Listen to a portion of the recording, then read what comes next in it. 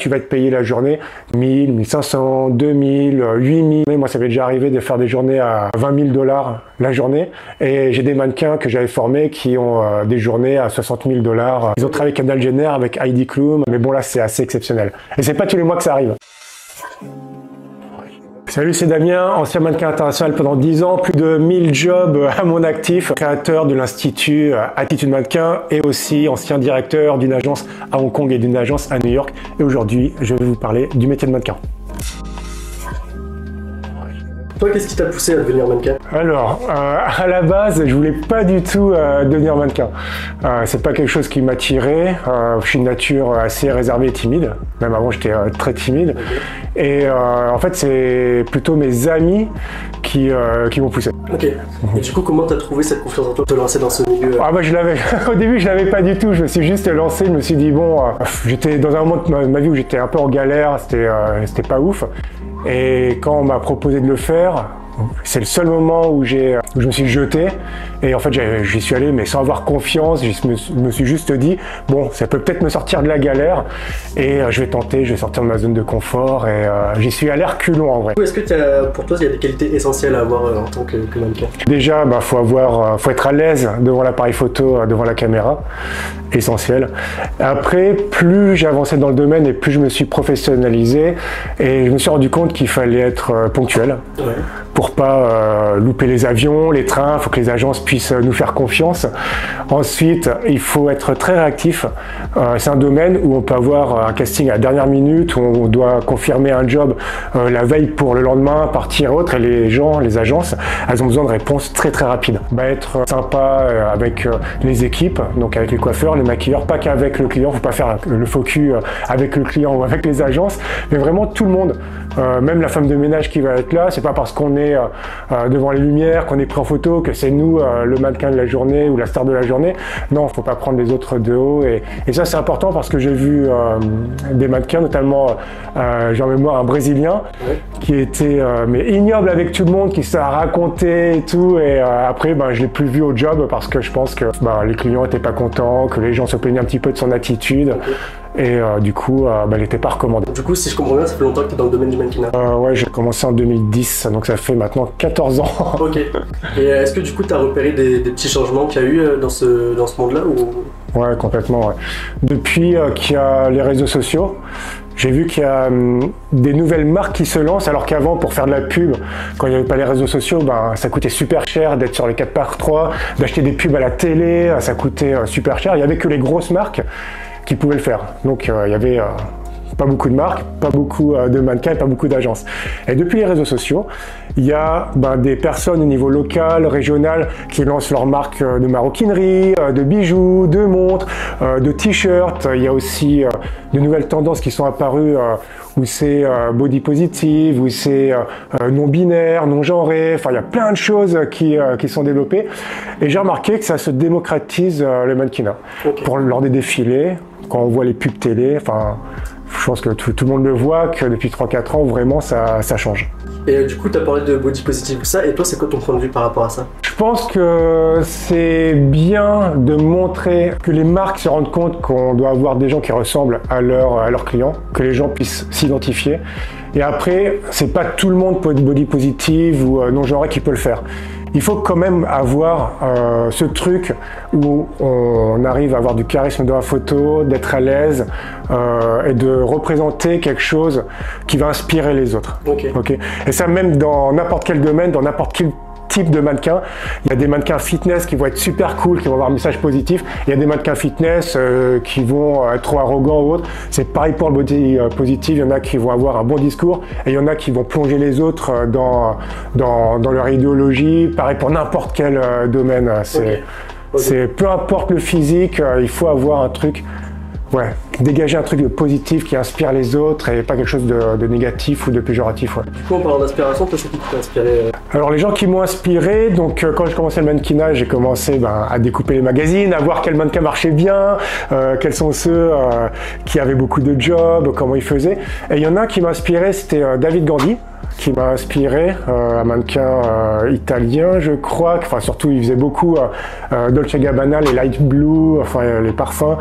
Et lui m'a inspiré parce qu'il arrivait à être élégant, à être sportif, à être sérieux, puis dégager quelque chose de fou. Il y en a un autre qui m'a inspiré, c'est Sean O'Pride, où lui, juste en faisant rien, mais vraiment il faisait rien, il rentrait dans une pièce lors d'un shooting et tout le monde le regardait parce que il en faisait pas trop, il était juste lui, mais c'était... c'est tellement puissant la confiance qu'il avait en lui, il savait qui il était, il savait d'où il est parti, où il en arrivait là, puis il n'avait pas besoin de prouver à qui que ce soit à en faire trop ou autre, et donc il arrivait juste, puis il avait dans le regard, dans la prestance, un truc de fou. Et j'ai remarqué, pour arriver à ce niveau-là, c'est quand les gens, et c'est ce qui m'a inspiré, il y a beaucoup de mannequins, ils essaient d'en faire trop, de faire « Ah, salut !» de surjouer, d'être vraiment le mec super cool ou le mec super sérieux ou autre, et en fait, ils sont pas eux-mêmes.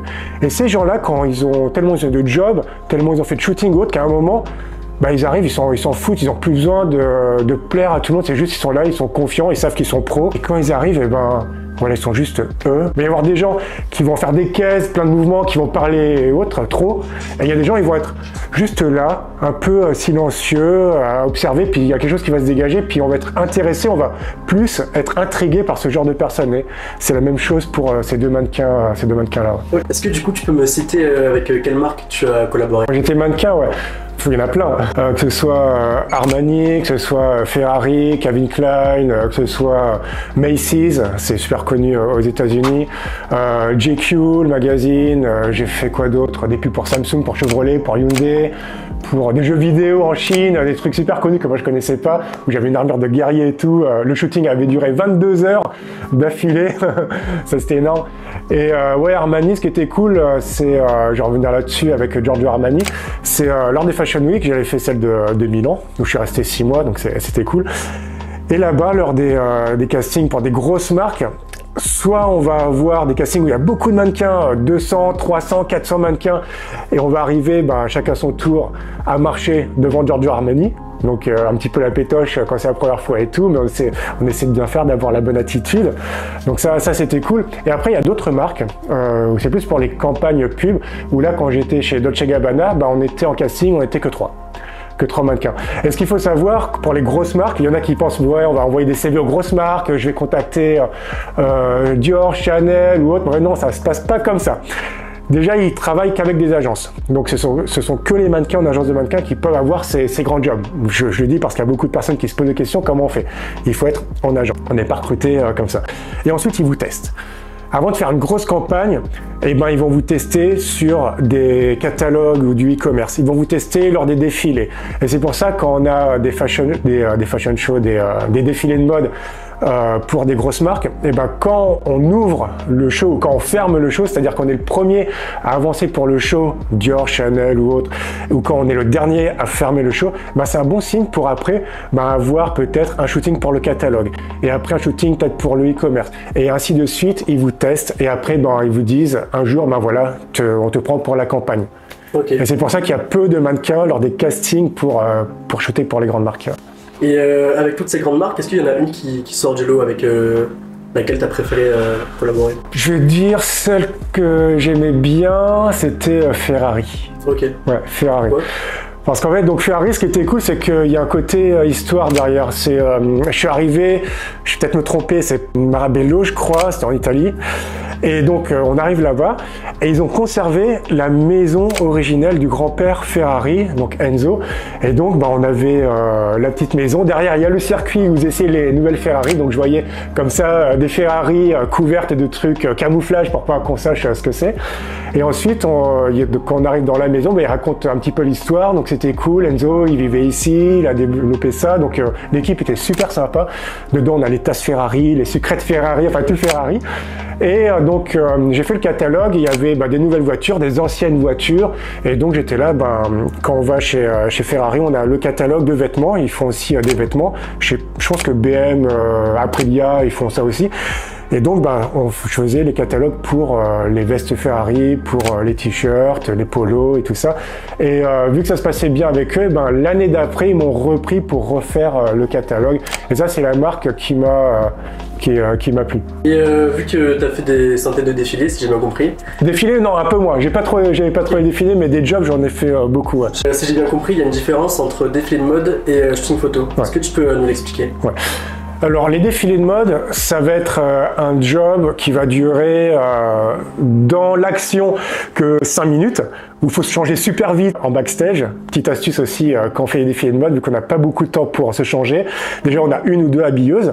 Et moi je conseille à chaque fois d'ouvrir les boutons des chemises, des pantalons déjà prêts, d'avoir les chaussettes dans les chaussures, un peu comme les pompiers quand ils sont appelés, qui font la rampe et qui doivent sauter dans leurs pantalons. Il faut tout préparer en avance, d'ouvrir tous les boutons, la ceinture déjà dans le pantalon, enfin tous ces genres de petits détails. Et donc le défilé, ça dure 5 minutes pour défiler, mais la préparation est de venir avant le défilé, il faut venir 3 heures, 4 heures, parfois même 5 heures avant, et on attend le dernier moment pour se faire maquiller, coiffer, et après on fait le défilé. Et un shooting photo, ça va être sur une journée complète ou une demi-journée.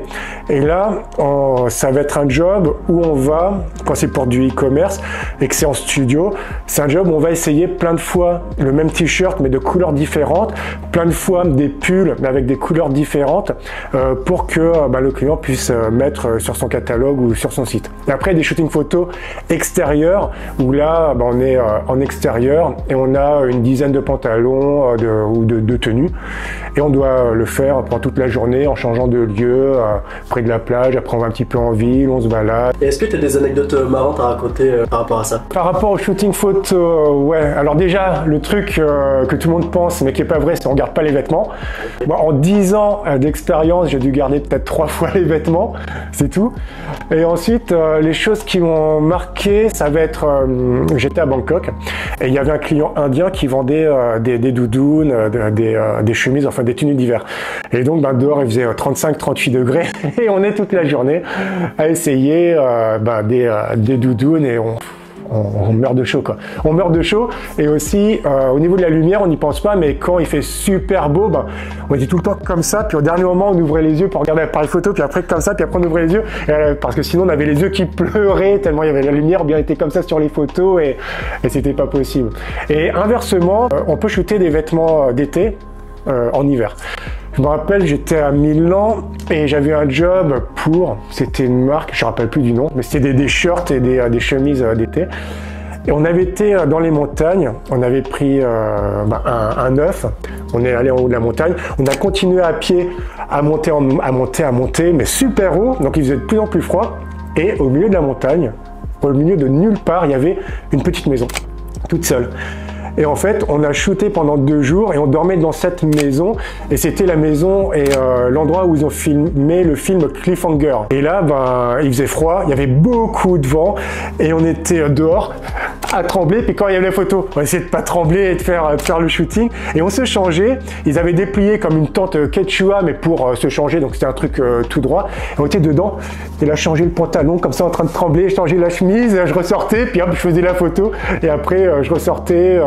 Je revenais, je me rechangeais, je refaisais la photo et on a fait ça pendant 2 jours dans la montagne. Et le truc qui était bien, qui m'a marqué, j'ai encore l'image, c'est que vu qu'on était super haut et qu'on dormait là-bas, donc il n'y avait pas d'électricité, on se chauffait au bois, et la nuit j'étais resté genre une demi-heure dehors tellement on voyait les étoiles, mais genre de dingue, on les voyait mais vraiment beaucoup. Et j'étais resté comme ça pendant une demi-heure à contempler, c'est l'un de mes meilleurs souvenirs de shooting, c'était à ce moment-là, ouais. Ça c'était cool. Et est-ce que c'est les mêmes conditions du coup de shooting en extérieur qu'en intérieur? Non, c'est pas les mêmes conditions du tout. En intérieur, on a les lumières qui sont déjà prêtes. On a souvent un emplacement défini en intérieur, donc en studio. C'est-à-dire il y a une croix marquée, un bout de scotch où on doit toujours revenir parce qu'en fait ils ont réglé les lumières et les caméras pour. Ensuite on a un endroit pour se changer. Donc ça c'est cool. Il n'y a pas de vent, il n'y a pas de conditions extérieures et à part l'équipe, il n'y a pas de gens qui nous regardent. En extérieur, maquilleur, il y a la condition de la lumière. Donc, faut savoir où se placer. Il y a des gens avec des réflecteurs. On va voir peut-être un coiffeur, maquilleur, photographe, styliste. Peut-être 2 mecs pour la régie, pour la lumière et le photographe. Et après, les gens qui passent, qui regardent, qui prennent des photos. Ok. Ouais. Et après, peut y avoir du vent, peut y avoir des tenues d'été mais en hiver, inversement d'hiver en été. Est-ce qu'il y a un staff de sécurité pendant ces shootings-là? Il n'y a pas de staff de sécurité sur les petits shootings catalogues, mais par contre il y a toujours quelqu'un qui vérifie les racks de vêtements, parce qu'on se trimballe avec un rack de vêtements. Il y a toujours quelqu'un qui est à côté, soit un régisseur, soit la maquilleuse ou la coiffeuse qui regarde. Ok. Ouais. Donc là on a parlé un peu des aspects positifs du métier mannequin. Est-ce qu'il y a des aspects négatifs que tu peux nous citer? Ouais. Un des plus gros aspects négatifs, c'est on ne sait jamais combien on va gagner le mois d'après. Okay. Est-ce qu'on va avoir des castings, on va réussir des castings? Est-ce qu'on va pas tomber malade? Est-ce qu'il y a la bonne saison avec les bons clients, donc on ne sait pas combien on va gagner? Ensuite, quand on a un job, on est payé entre 2 et 3 mois plus tard. Il faut prévoir ça. Les clients, quand ils payent à l'agence, ils commandent maintenant, ils vous payent à 30 jours, vous payez à 60 jours, vous payez à 90 jours. Et donc l'agence de mannequin doit attendre que le client paye avant de nous payer. Donc ça, c'est négatif. Une fois que vous avez trouvé une agence de mannequinat, est-ce que vous signez un contrat sur une durée déterminée ou justement vous devez faire à chaque fois la relance? En fait, quand on signe en agence, quand on est au niveau international et même en France au niveau national, moi je recommande d'avoir une agence commerciale et une agence mannequin. Donc on a une agence par pays. Mais par contre, par exemple, à Paris, j'étais chez Elite quand j'ai commencé en France. Ensuite, à Milan, j'étais chez I Love. À Tokyo, j'étais chez Top Model. À New York, chez Red. Et en fait, à chaque fois, dans chaque pays, on doit refaire une candidature pour trouver une agence. Ok, agence à Miami, ok, je dois chercher, hop, j'ai un contrat. Et on signe un contrat, en général, c'est un contrat d'exclusivité d'1 an ou de 3 ans. Cette agence-là, ensuite, elle nous fournit les castings. On n'a pas besoin de chercher les castings, on ne cherche jamais les clients. C'est le rôle de l'agence de fournir aux mannequins les castings. Et donc, il faut chercher une agence par pays. Après, l'agence cherche les castings. Après, nous, on doit se présenter au casting pour décrocher les jobs. Je sais que c'est quelque chose d'un peu difficile à comprendre souvent quand j'en parle. Donc, je vais prendre l'exemple de Mbappé. Il a un agent qui lui cherche des clubs. Voilà, tu vas jouer à Paris au PSG, tu vas jouer en Espagne au Real, tu vas jouer en Angleterre dans tel club, tu vas jouer en Allemagne dans tel club. Et en fait, pour les mannequins, c'est pareil. Ils ont une personne, normalement, c'est un agent qui s'occupe de placer, de chercher les contrats d'agence de mannequins dans chaque pays. Ensuite, donc, quand on a un contrat avec l'agence, donc on fait des castings. Et on n'a pas de CDI ni rien, c'est juste un contrat de mandat de recherche. Et on fait des castings, on les décroche, et tant mieux, on a le job, on a de l'argent qui tombe, et ainsi de suite. Et il y a certains pays, quand on a un bon book photo, quand on a un bon niveau, où on a des contrats garantis. Par exemple, moi quand j'allais à Séoul, donc en Corée du Sud, pas du Nord, et j'avais un contrat garanti de 8 000 $ par mois. C'est-à-dire que je décroche un job ou que je n'en décroche pas, j'avais la garantie tous les mois d'avoir 8 000 $ qui tombaient, et en plus ils me payaient l'avion pour aller là-bas, ils me payaient l'appartement qu'on partage avec d'autres mannequins qui viennent de tous les autres pays, et on a de l'argent de poche pour payer la nourriture. Et du coup, comment tu négocies un cachet? Non, on négocie pas les cachets, c'est l'agence qui négocie avec le client. Ok, ça marche. Tout à l'heure, tu nous as parlé d'agence commerciale et d'agence de mannequin. C'est quoi la différence entre les deux? Une agence commerciale, ça va être celle qui va avoir plus des jobs type publicité à la télé ou catalogue pour des hôtels, pour des agences de voyage, vraiment quelque chose de commercial. Et après, l'agence fashion, elle va travailler avec des marques comme Dolce & Gabbana, Armani, Chanel, Dior, des magazines, des sites internet et tout. Et tout à l'heure, tu m'as posé la question sur la rémunération. Quand on débute, on va avoir environ la demi-journée 500 €. Grosso modo 400, 500. Ça a beaucoup baissé par rapport à avant. Mais j'ai regardé il n'y a pas longtemps sur Google quel est l'horaire moyen, le taux horaire en France. Et j'ai vu que c'était 110 € brut par heure pour un mannequin débutant. Et après, tu as plusieurs classes de mannequins, donc plus tu avances et plus ton taux horaire va augmenter, ça peut monter à 200, 280 et autres.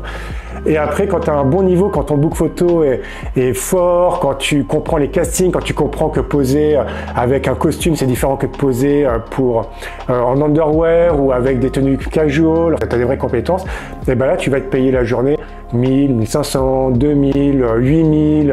Et après, il y a aussi les diffusions. Est-ce que c'est que pour un pays? Est-ce que c'est pour un site internet, pour les réseaux sociaux, pour la télé, pour au niveau mondial? Et à ce moment-là, tu peux avoir des journées. Moi, ça m'est déjà arrivé de faire des journées à 20 000 $ la journée.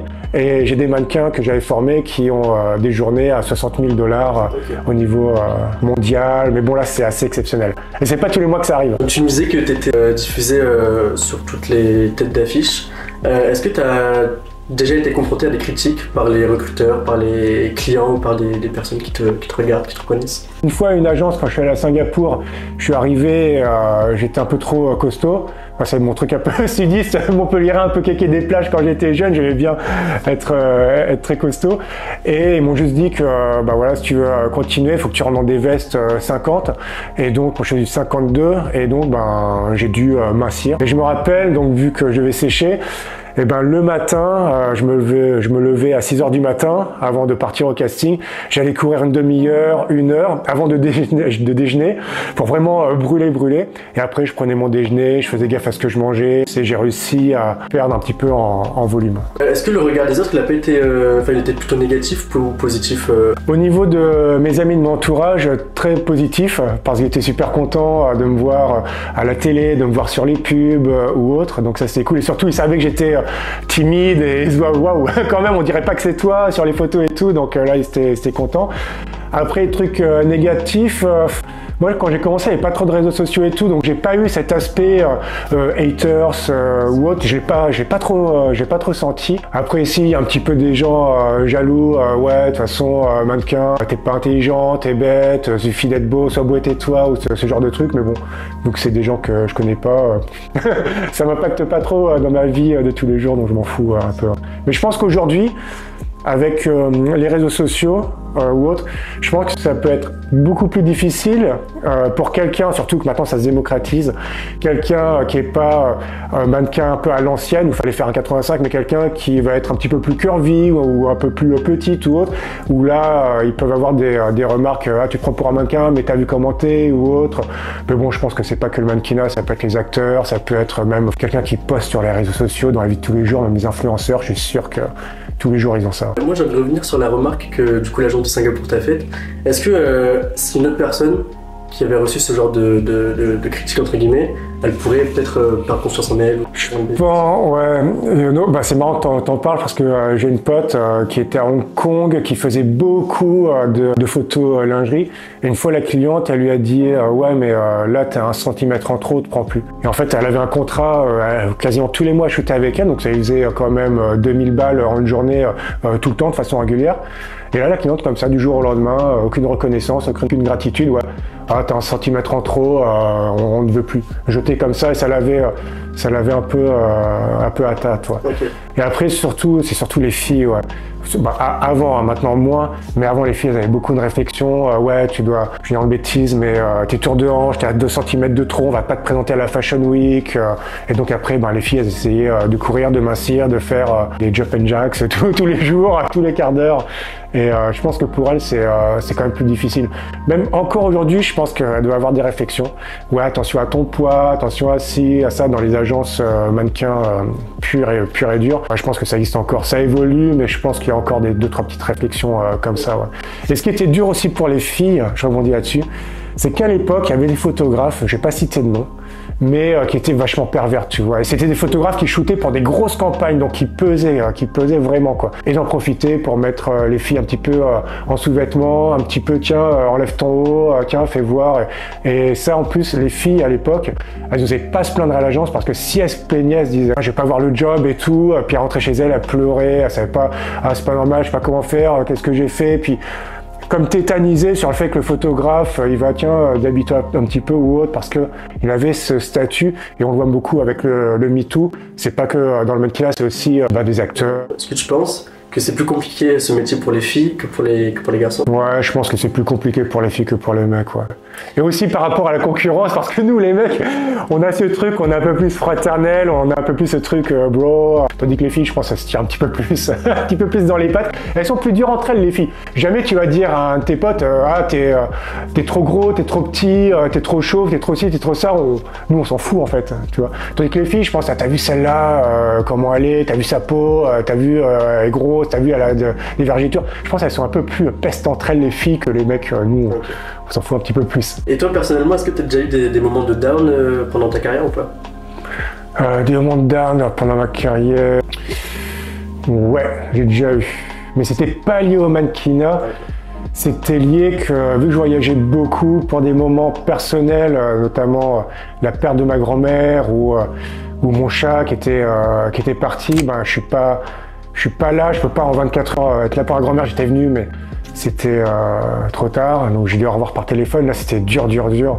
Et quand on m'a annoncé mon chat, j'étais pas en shooting, mais j'avais pleuré de fou. Mais mon chien, j'étais en shooting, on me l'a annoncé, et là, ouais, j'allais me changer, je pleurais, je revenais, je serrais les yeux. J'ai quand même continué à shooter, tu vois, j'essayais, mais pour rester pro, mais ouais, dur. Et sur cette journée-là en plus, bon après je les comprends, mais donc j'ai fait le shooting, je suis resté, j'aurais pu me renvoyer chez moi, mais je suis resté, j'ai essayé et tout, et à la fin ils m'ont dit non, les photos sont pas utilisables, ils m'ont pas payé. C'est le jeu, quoi. Est-ce que du coup il y a une forme d'ingratitude dans ce milieu? Si ce métier est ingrat, ouais, grave. Ouais, quand même. Parce qu'il y a des clients, bon ça se passe bien, tu travailles souvent avec, mais ils sont peu nombreux. Et après, tu peux correspondre un jour, puis après ils disent bah non, on n'a plus envie, puis ils prennent quelqu'un d'autre, et ainsi de suite. Donc sur ce côté-là, c'est un peu ingrat, quoi. Ouais. Il y a peu de fidélité dans les relations client-modèle. Ouais. Okay. Il y a de la fidélité au niveau agence mannequin, parce que il faut savoir que les agences de mannequins, elles ont du mal à trouver des gens sérieux.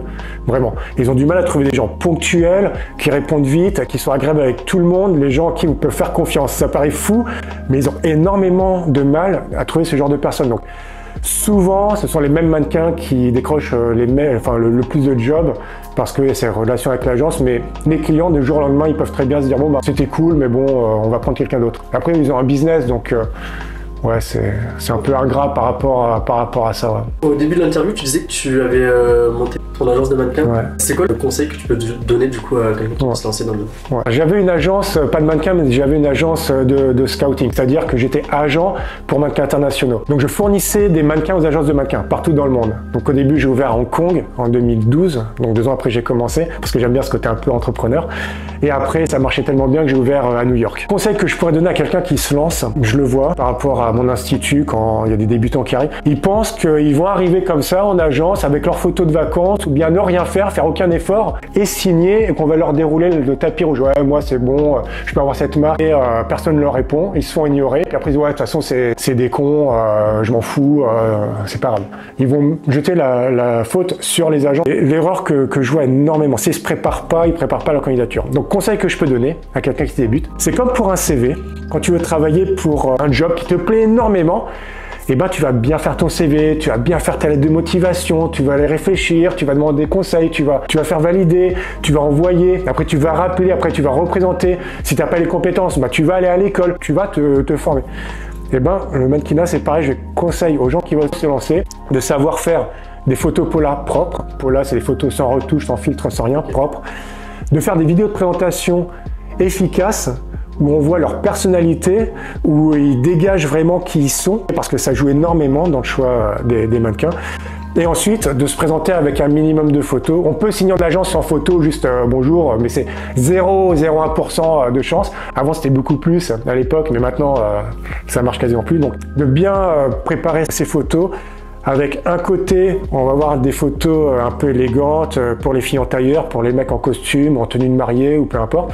Des photos un peu sportwear. Et on va mettre en avant le sport qu'on maîtrise. Donc avec des photos façon mode, ok, pas juste on est là à jouer au tennis, non. Regardez les catalogues Decathlon, regardez les catalogues, enfin peu importe les catalogues de sport, pour que ça fasse des photos vraiment qui correspondent à des jobs. Des photos casual, automne ou bien été, tranquillement, en extérieur. Et vraiment construire.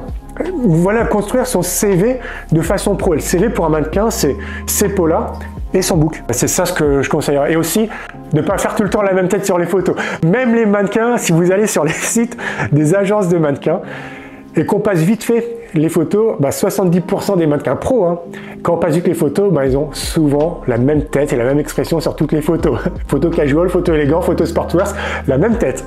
Et c'est comme ça qu'on différencie des mannequins, comme on disait avant, qui sont payés pas beaucoup, et des mannequins qui sont payés beaucoup parce qu'ils ont la compétence, ils savent changer de tête, ils comprennent. Quand je suis dans ces vêtements, je me sens comme ça, je vais avoir ce genre d'attitude. Dans ces vêtements, ce genre d'attitude. Donc travailler ses attitudes, travailler sa candidature, faire des choses propres, être à l'aise en photo et s'entraîner, bien se préparer. Ouais. Et aussi, contacter les agences qui correspondent à votre profil. Si vous êtes curvy, contactez les agences curvy. Il y a des jobs pour vous. Petite, pareil. Fitness, pareil. Commercial ou mannequin à l'ancienne, pareil. Ciblez les agences qui correspondent à votre profil. En plus, maintenant, il y a beaucoup d'agences. En France, il y en a plus de 100. Moi, à l'époque, il y en avait une vingtaine ou peut-être une trentaine seulement. Donc vraiment, ciblez, préparez-vous. N'ayez pas la même tête sur toutes vos photos et après c'est parti. Ok. Tu disais que tu avais travaillé avec des mannequins internationaux. Est-ce que tu peux donner quelques noms ou c'est confidentiel? Des noms, alors ça peut être connu ici, mais j'ai travaillé avec des gens très connus comme Alia Bhatt, qui est une superstar indienne, avec les deux plus grosses superstars en Thaïlande. Après, je travaille avec très bons photographes, mais des mannequins connus, si tu parles de Kendall Jenner ou autre, non. Mais des mannequins internationaux que j'ai formés, oui. Ils ont travaillé avec Kendall Jenner, avec Heidi Klum. Ah oui, ok. Moi, c'était plus avec des stars du pays. En Corée aussi, Kim Sun, je sais plus exactement, mais ouais. Ok. Est-ce que tu as remarqué des différences sur les agences thaïlandaises, françaises, américaines, tout ça? Ouais, par pays, le mannequinat est différent, ouais, complètement. Quand on va au Japon ou en Corée, là-bas ils aiment bien les gens avec la peau rasée. Moi je vais me raser tous les matins à blanc. Je déteste ça, mais quand j'étais au Japon et quand j'étais en Corée, tous les matins je devais me raser. Ensuite, il y a des pays comme Singapour où là ça va être des gens et fashion, donc avec des profils très atypiques, fins, grands et lancés, jeunes, et aussi des profils mûrs. Donc vrai homme masculin avec la barbe. À Milan, il va y avoir les deux aussi. Il va y avoir et les très fashion et les hommes. En Chine, il va y avoir de tout. Et il y a beaucoup de débutants qui vont en Chine parce qu'il y a beaucoup de castings, entre 5 et 8 castings tous les jours, beaucoup de catalogues, beaucoup de pubs aussi. Donc en Chine, beaucoup de castings. Singapour, il y en a aussi pas mal. Quand on est en Europe, donc Milan, Paris, il y a un peu moins de castings, peut-être 5 par semaine. Et il faut avoir un book photo beaucoup plus costaud si on veut travailler régulièrement. Quand on va en Afrique du Sud, à Cape Town, ça va être tous les profils très commerciaux par contre, que ce soit jeunes ou moins jeunes, parce qu'il y a beaucoup de pubs télé, de campagnes mondiales qui sont shootées là-bas. Il y a beaucoup de productions, même allemandes, françaises, qui vont shooter des pubs. Petite parenthèse, les pubs qu'on voit, moi j'ai fait Macy's, qui est pour les États-Unis, qui est une très grosse institut là-bas, et les pubs elles sont shootées à Prague, en République tchèque. Elles sont pas shootées aux États-Unis. Les photos Lidl, du catalogue qu'on voit sur Lidl, où on fait genre du jardinage, on fait genre on se rase ou autre, c'est shooté en Allemagne, à Hambourg. Ok. Hambourg, ils aiment bien là-bas le profil, c'est plus des femmes et des hommes commerciaux dans les femmes, la trentaine, la quarantaine, ils aiment bien ça en Allemagne. Au Mexique, ça va être beaucoup magazines. Okay. Donc si on doit se refaire des photos magazines avec des belles photos magazines, faut aller au Mexique ou bien faut aller à Medellín aussi en Colombie qui s'ouvre au marché, ou bien à Singapour, il y a beaucoup de photographes. Ouais, voilà, grosso modo. Donc là, l'interview est terminée. Est-ce que tu as quelque chose à rajouter, un conseil, aussi tes réseaux sociaux? Ouais, complètement. Déjà, que vous soyez timide, si vous n'êtes pas sûr de vous, lancez-vous. Franchissez le pas, ça vaut le coup. Vraiment, ça vaut le coup. Si vous n'êtes pas timide, vous avez envie de le faire, lancez-vous aussi, mais de façon pro. Ok? Donc, travaillez avant de vous lancer. Si vous avez peur des arnaques, des pervers, si vous avez envie de vous faire un petit challenge, un petit défi, de développer ce petit truc que vous avez en vous, formez-vous, lancez-vous, franchissez le pas, sortez de votre zone de confort, vraiment, ça vaut le coup. Ça vaut le coup de fou. Dans n'importe quel domaine, sortir de sa zone de confort, ça vaut le coup. Il faut se former, vraiment, ça se démocratise et ça c'est super cool, mais ça se professionnalise. N'arrivez pas avec vos photos de vacances, ne pensez pas vous allez arriver comme une fleur en agence qu'on va vous signer, hein. Ça arrive quasiment plus et ça devient un vrai métier. Le mannequinat, c'est un vrai métier. Poser 8 heures d'affilée, c'est un vrai métier. Savoir faire des castings, c'est un vrai métier. Faire un casting pour des montres, pour un sac, pour une veste, pour un tailleur, pour des raquettes de tennis. C'est différent, c'est un métier. Donc si vous voulez savoir plus, vous professionnaliser, je mets dans le lien dans mon institut Attitude Mannequin. Vous êtes les bienvenus, on est dans la bienveillance et il y a plus de 700 élèves déjà. Est-ce que tu peux nous communiquer tes réseaux sociaux pour qu'on puisse te retrouver Ouais, complètement. Donc mon Instagram c'est Damien French et mon YouTube pareil. Ok. Encore merci pour cette interview. On se dit à bientôt et puis à la prochaine.